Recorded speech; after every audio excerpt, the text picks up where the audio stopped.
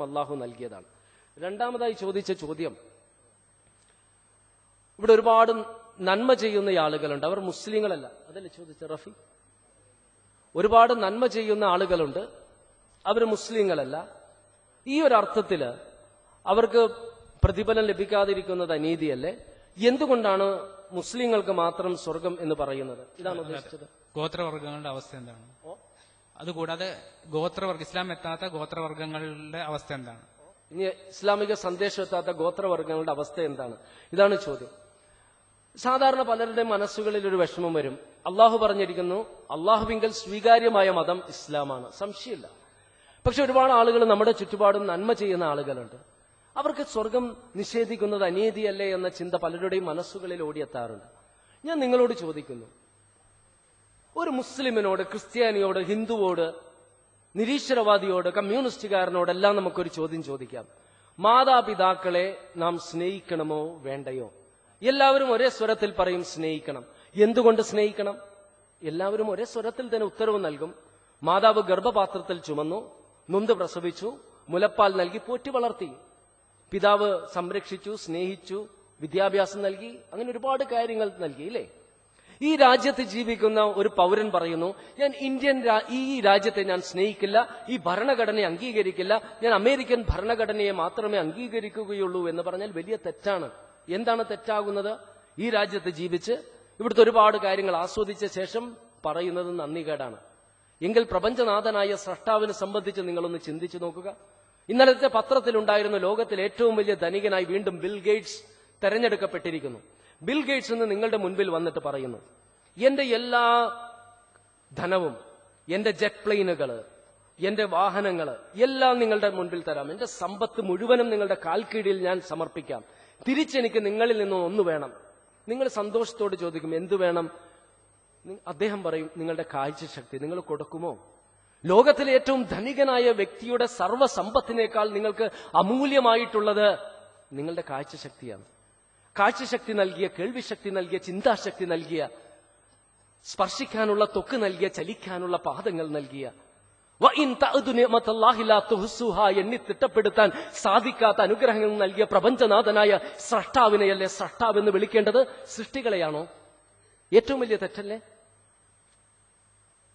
നാം വളരെ ഗൗരവത്തോടെ ചിന്തിക്കേണ്ടതാണ്. ഒരു വ്യക്തി നാട്ടുകാരുടെ കാര്യങ്ങളെല്ലാം നോക്കുന്നു, സ്വന്തം മാതാപിതാക്കളെ നോക്കുന്നില്ല എങ്കിൽ അയാളെ നാം ബഹുമാനിക്കും ഒരിക്കലുമില്ല. ഇനി മറ്റൊരു വശമുണ്ട്.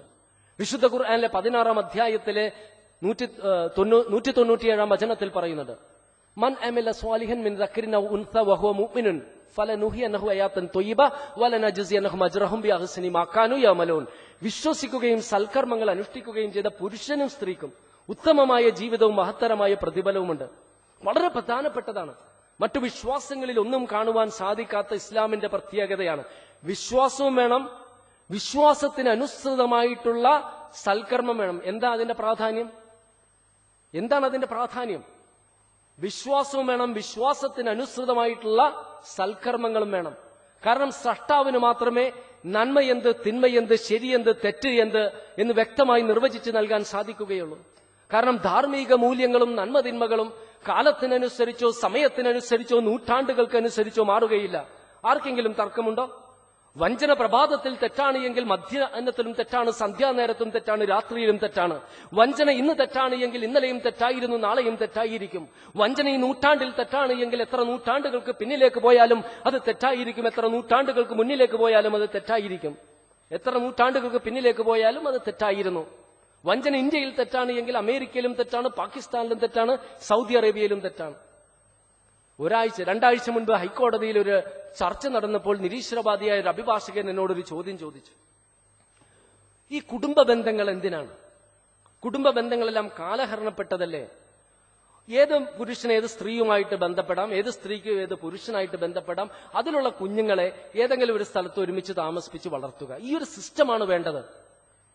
ഈ എല്ലാ നിരീശ്വരവാദികൾക്കും ഈ അഭിപ്രായമില്ല. എന്നാൽ ഒരുപാട് നിരീശ്വരവാദികൾക്ക് ഈ അഭിപ്രായമുണ്ടെന്ന് മാത്രമല്ല, പല മതവിശ്വാസികൾക്കും ഇതുണ്ട്. മതവിശ്വാസികൾ എന്ന് പറയപ്പെടുന്ന ആളുകൾക്കും. നിങ്ങൾക്ക് അറിയുമോ എന്നറിയില്ല, വടകരയിൽ ഒരു ആശ്രമം തന്നെയുണ്ട്, ഇത്തരത്തിലുള്ള ഒരു ആശ്രമം. പലർക്കും അറിയില്ല എന്ന് മാത്രം. നിങ്ങളൊന്ന് ചിന്തിക്കുക, ഒരു പ്രദേശത്ത് കുറെ ആളുകൾ അങ്ങനെ ജീവിക്കുന്നു. കുറെ ആളുകൾ അങ്ങനെ ജീവിച്ചു, ലൈംഗിക ബന്ധത്തിൽ ഏർപ്പെടുന്നു, കുഞ്ഞുങ്ങൾ ഉണ്ടാകുന്നു. മാതാവിന് ചൂണ്ടിക്കാണിച്ചു കൊടുക്കാൻ സാധിക്കില്ല ഈ കുഞ്ഞിന്റെ പിതാവ് ആരെന്ന്. ഈ കുഞ്ഞുങ്ങളെല്ലാം ഒരു സ്ഥലത്ത് വളരുന്നു. അവർ പ്രായപൂർത്തി എത്തിക്കഴിയുമ്പോൾ പിന്നെ അവർ സമൂഹത്തിലെത്തുകയാണ്. സമൂഹത്തിലെത്തിയ ഒരു പെൺകുട്ടി അവിടെ ഒരു പുരുഷനുമായി ലൈംഗിക ബന്ധത്തിൽ ഏർപ്പെടും. ചിലപ്പോൾ ആ പെൺകുട്ടിയുടെ പിതാവായിരിക്കാം, സഹോദരനായിരിക്കാം. ഒരു പുരുഷൻ പുറത്തു വന്ന് ലൈംഗിക ബന്ധത്തിൽ ഏർപ്പെടുമ്പോൾ അത് മാതാവായിരിക്കാം, സഹോദരിയായിരിക്കാം. ഇതിൽ ധാർമ്മികതയുടെ വശം ഒരു വശത്ത്. ഇനി വൈദ്യശാസ്ത്രം എന്ത് പറയുന്നു? അടുത്തുള്ള ആളുകളുമായിട്ട് ബന്ധപ്പെട്ട് കഴിഞ്ഞാൽ ഡിഫോമിറ്റി ഉണ്ടാകും, രോഗങ്ങളുണ്ടാകും. അങ്ങനെ ഒരു സമൂഹത്തിൽ അത്തരം രോഗികളും പ്രശ്നക്കാരും, എയ്ഡ്സ് പോലെയുള്ള ഗുണേറിയ, സിഫിലിസ് പോലെയുള്ള രോഗങ്ങൾ, ഒന്ന് ചിന്തിക്കുക. 3-4 മാസങ്ങൾക്ക് മുൻപ് BBC-യിലും CNN-ലും ഒരു വാർത്തയുണ്ടായിരുന്നു. ജർമ്മനിയിൽ ഒരു സഹോദരൻ സഹോദരിയുമായി ലൈംഗിക ബന്ധത്തിൽ ഏർപ്പെടുകയും 3 കുട്ടികൾ ഉണ്ടാവുകയും ജർമ്മൻ നിയമപ്രകാരം നടപടി ആരംഭിച്ചപ്പോൾ മനുഷ്യാവകാശ പ്രവർത്തകർ രംഗത്ത് വന്നിട്ട് പറഞ്ഞു, ഇതെല്ലാം ജീനിലുള്ളതാണ്, മനുഷ്യ പ്രകൃതിയുടെ ഭാഗമാണ്, അതുകൊണ്ട് ശിക്ഷിക്കരുത്.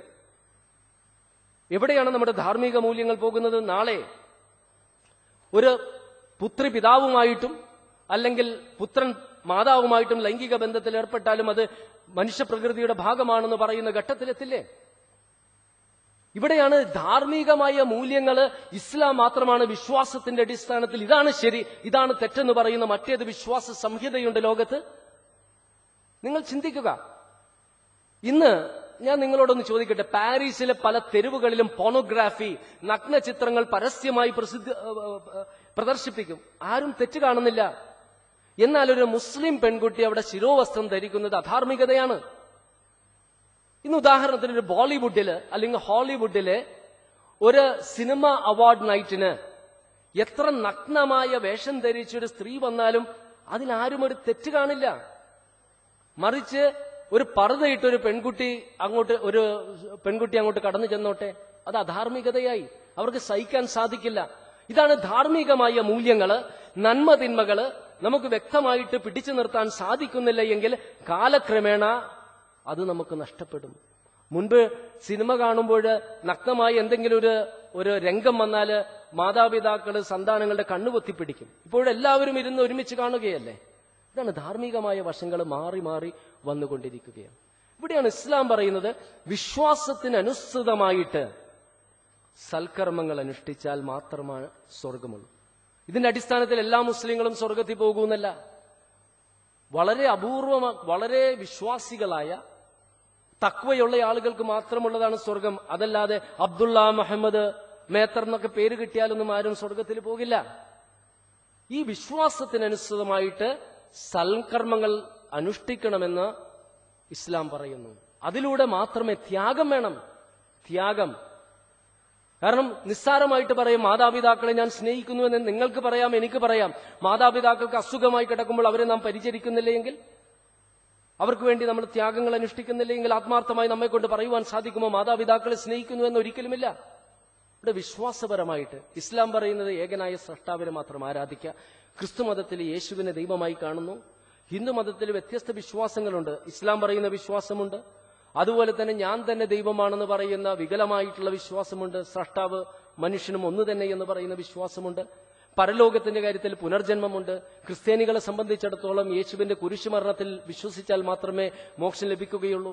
ഹിറ്റ്ലർ പോലും അയാൾ ആത്മഹത്യ ചെയ്യുന്ന ഘട്ടത്തിൽ യേശുവിന്റെ കുരിശുമരണത്തിൽ വിശ്വസിച്ചിട്ടുണ്ട് എങ്കിൽ ഹിറ്റ്ലറിന്റെ പാപങ്ങൾ മുഴുവനും യേശു ഏറ്റെടുത്തു എന്ന് പറയുന്ന എത്ര തെറ്റായ വിശ്വാസ സംഹിതയാണത്. പക്ഷെ ഇസ്ലാം പറയുന്നത് വിശ്വാസത്തിന്റെ അടിസ്ഥാനത്തിൽ നന്മ ചെയ്യുക, തിന്മകളിൽ നിന്ന് മാറി നിൽക്കുക, നന്മക്കനുസൃതമായ പ്രതിഫലം, തിന്മക്കനുസൃതമായ ശിക്ഷ. ഞാൻ അവസാനിപ്പിക്കുകയാണ് ഒരു കാര്യം മാത്രം പറഞ്ഞുകൊണ്ട്. നിങ്ങളെല്ലാം പ്രൊഫഷണൽ വിദ്യാർത്ഥികളാണ്.